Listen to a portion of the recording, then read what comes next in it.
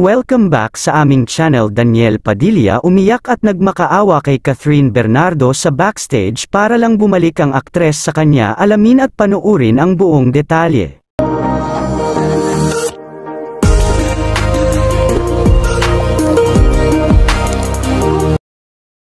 Matapos kumpirmahin ng Star Magic actress na si Catherine Bernardo maging ang aktor na si Daniel Padilla na hiwalay na ang dalawa, ay muli itong nagpakilig sa mga Kathniel fans ngayon dahil nito lamang December 13 ay spotted umano ang dalawa na magkasama sa ginanap na Christmas special na ginanap mismo sa Araneta. Makikita sa dalawa na tila parang walang nangyaring breakup sa mga ito dahil kung paano sila magpakilig noon sa mga fans nila ay ganoon din sila nagpakilig ngayon sa mga tagahanga ng mga ito. Ngunit mababakas sa mukha ng aktres na si Catherine Bernardo ay parang napilitan lamang ito at for the sake of work lang kaya pumayag na makasama ang aktor na si Daniel Padilla kahit na nasa proseso pa lamang ito ng pag-move on ngayon.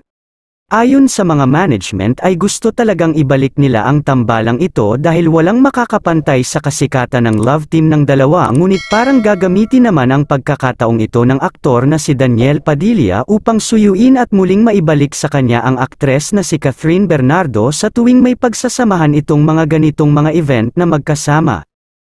Ayon pa sa aming source ay nagkausap umano ang dalawa sa backstage ng nasabing Christmas special ng ABS-CBN at nakitang umiyak at humihingi umano ng tawad ang aktor na si Daniel Padilla at tila parang kinukulit nito si Catherine Bernardo na may paghawak pa sa baywang ng aktres. Makikita naman sa aktres na si Catherine Bernardo na iniwasan ito ng tingin ang aktor na para bang ayaw nito na makausap ito at malamang sa malamang ay nandoon lamang ang aktres upang gawin ang trabaho nito na magpakilig pa rin sa mga fans kahit na wala na sila ng aktor na si Daniel Padilla.